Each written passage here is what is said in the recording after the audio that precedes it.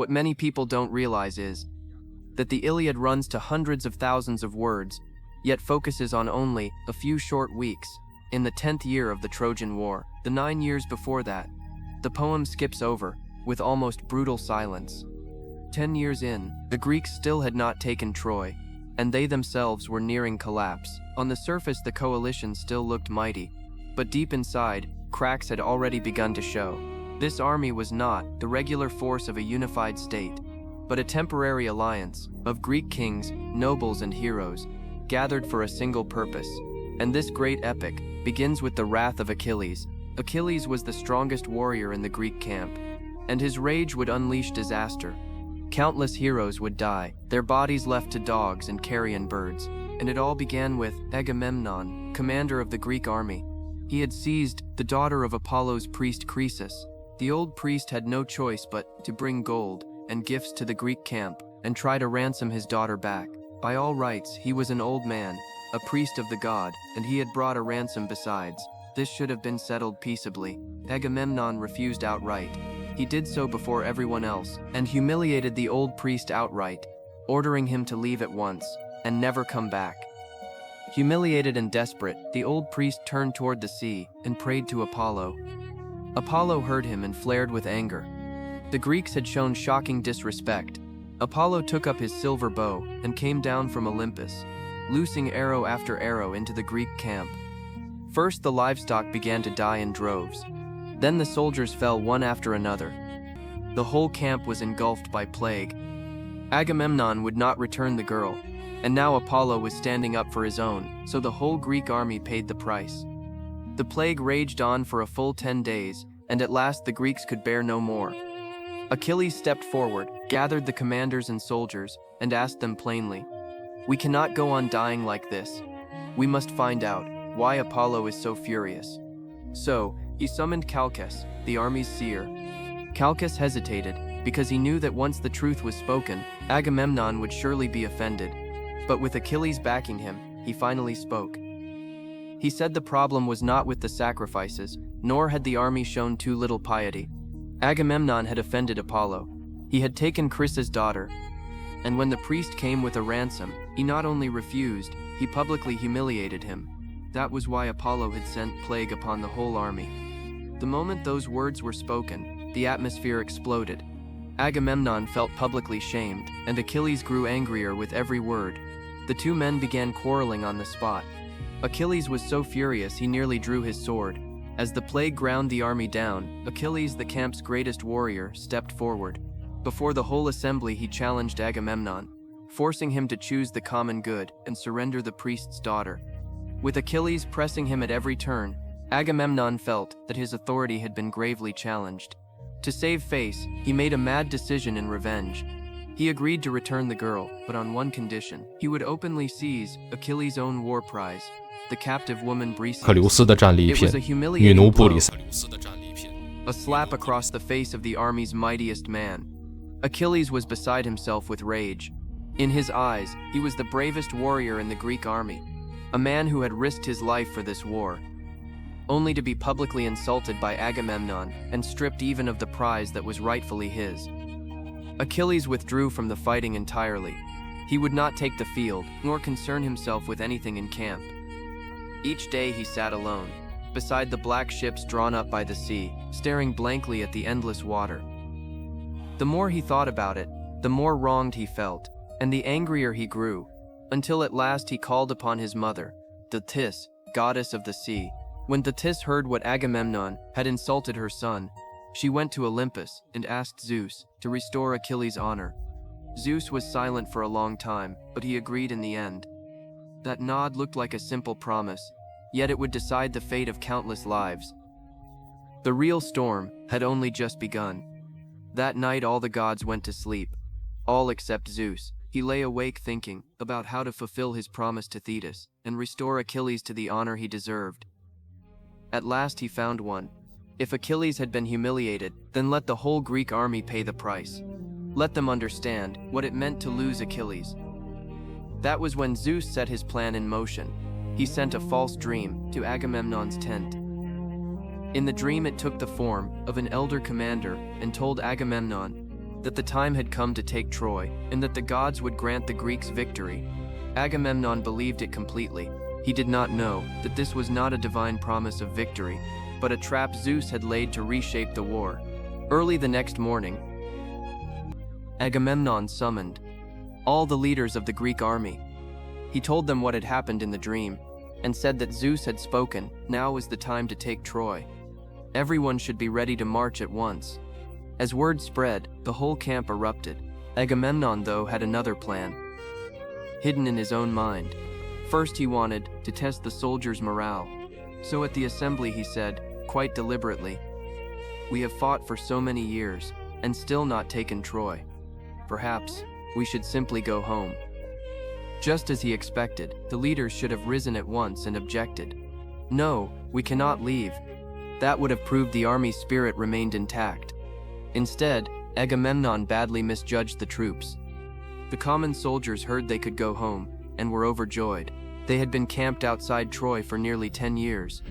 Many had left home when their children were still too young, even to read or write. By now those children were nearly grown. The moment they heard they could go home, everyone rushed toward the shore, scrambling to push the ships back into the water. Even Agamemnon was stunned. If no one stopped them, the coalition really might dissolve on the spot. Athena saw the danger at once. Because this was no longer a test, the whole army was on the verge of breaking apart.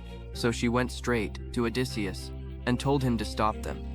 Odysseus took Agamemnon's scepter and began moving through the crowd. When he came to the kings and noble commanders, he spoke to them gently. "You should understand that Agamemnon is testing the men. Do not join the soldiers in this disorder.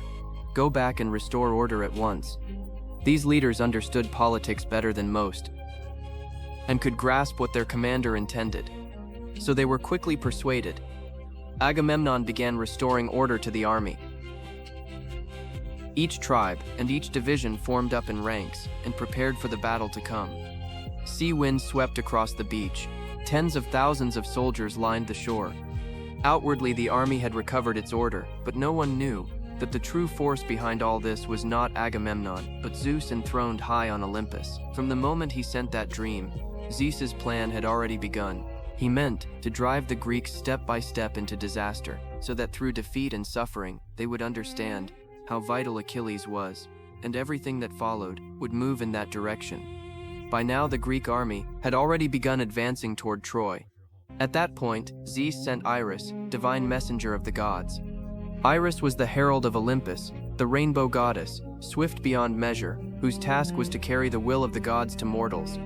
She reached Troy and brought the Trojans news that the Greeks were about to attack. At the time, the Trojans were holding council before the palace of Priam.